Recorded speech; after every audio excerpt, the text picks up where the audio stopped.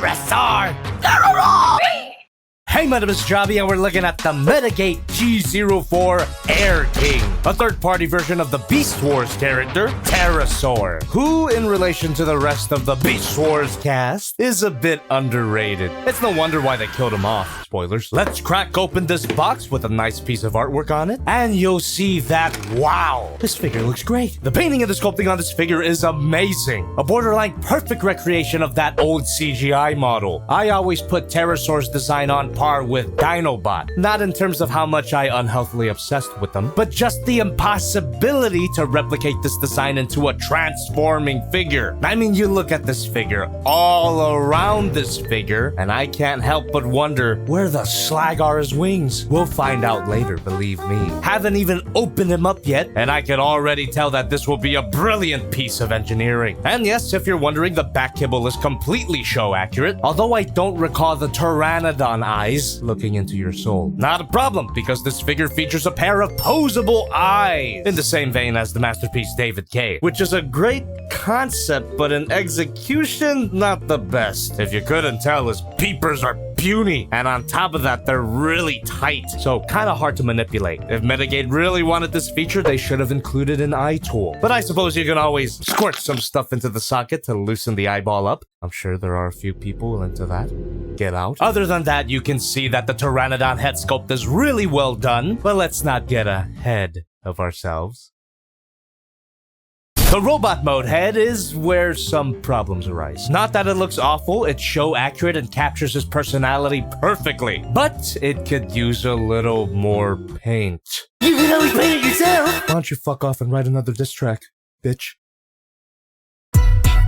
Without that little bit of metallic red paint to define the edges of the helmet, his face ends up looking fatter than it is. But if you get the light hitting just right, you can tell that his face is supposed to be quite gaunt. And unfortunately, this painting mistake is replicated in his two alternate faces. So let's just remove his default face. Easier said than done. Might need something a little thinner than my parts separator to get this out. A screwdriver should do the trick.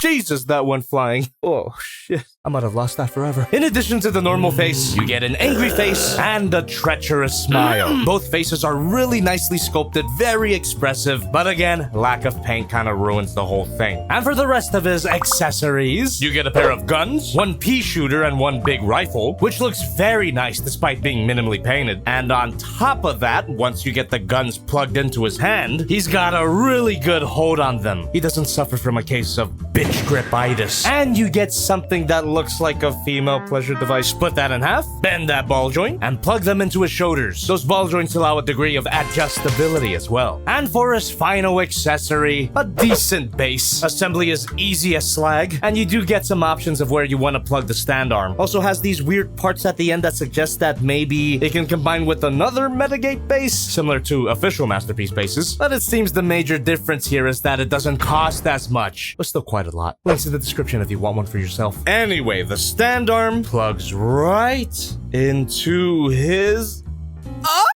The stand is very limited, so I would recommend you use your own stand if you have one. This thing really isn't necessary because the figure stands up fine on his own. Helps that the figure is incredibly... And I gotta assume that the die-cast metal at his legs keeps the figure way down. He's actually heftier than I'd expect, but if you have the right stand, he's still light enough to pull off some flying poses. And on that note, ball joint at the head. Every ball joint can be a swivel. Can't look up that far. I don't think it would have hurt to give him a neck. And look down that far. A butterfly joint. Rotation at the shoulder, which is actually on a soft ratchet joint. See if you can hear it. Swivel at the shoulder fins, ball joint at the shoulder pad, arm moves out, and you can move that shoulder pad back into place. Bicep swivel, double bend at the elbow, hinge joint at the wrist, more for the transformation, obviously, hinge joint at the thumb, and a hinge joint at all of his fingers, no individual fingers here, and no wrist swivel, at least at first. Flip up this pato pata, and this whole section can swivel. Not a true wrist swivel, but better than nothing. Oh wait, he does have a wrist swivel. It was just super tight. I'm good at my job. Swivel here. Oh, fuck. Way too loose for my taste, giving me David K flashbacks. On the bright side, this whole part's made of die-cast metal, so I don't have to worry about it breaking. Just would have to split his crotch and, I don't know, get a piece of masking tape in there. Front skirt moves up, allowing for a rotation at the leg. Another very soft ratchet joint. You get a beautiful spring! And this ratchet joint is not so soft. Thigh swivel, bend at the knee, up and down at the ankle, and a ridiculously bad ankle pivot. What the fuck?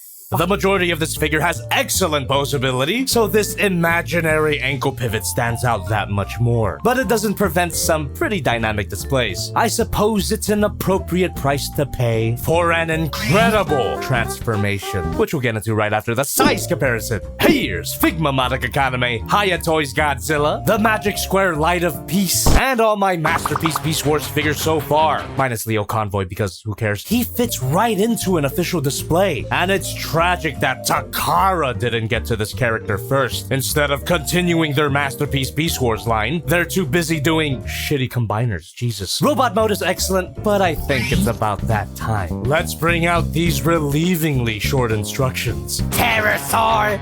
Beast mode.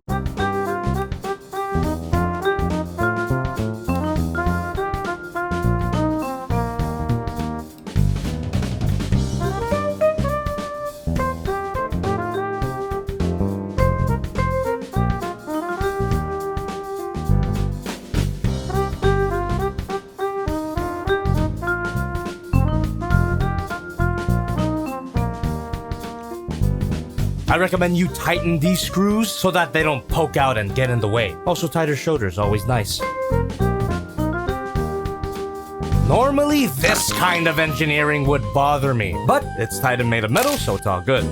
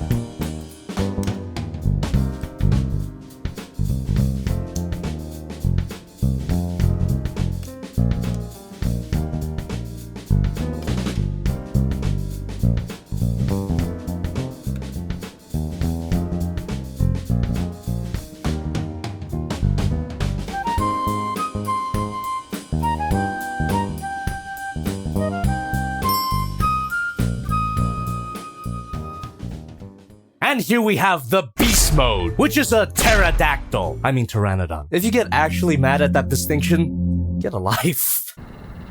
The flying chicken is really well done, just how I like my chicken. This is a feat of engineering on the level of unique toys, but way less painful to go through. Seriously, the transformation was unexpectedly easy and super satisfying to watch come together. And I get the feeling that some people will see this Rodan mode as a little wonky looking, but that's how he's supposed to look. He looked this wonky in the show. And he also had a tendency to stand up on two legs, which the figure can do without exposing an obscene amount of kibble. Just some bits here and there, but I love the attempt at a proper Beast Mode belly. Haven't seen this much love for the Beast Mode since the Masterpiece Tigatron. Hope Takara pulls off the same thing with the potential Masterpiece Rat Trap, since he also tended to stand up on two legs. Hey, what's up my pizza? What's up my meal? What's a pizza?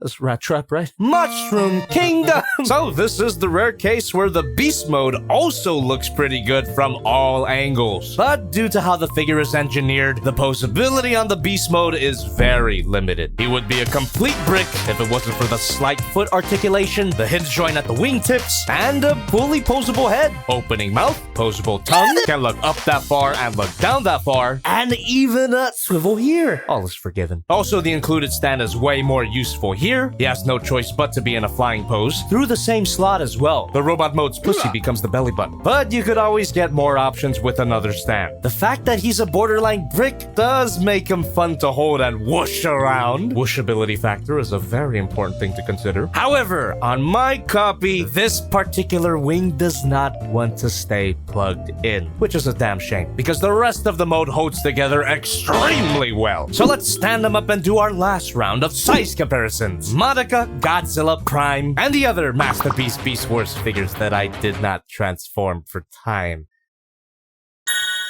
Nope, not doing that again, but I'll do at least one. An excellent beast mode and a fantastic robot mode. If you got the clamps to spare, I highly recommend picking him up. Terrorsaur TERRORIZE!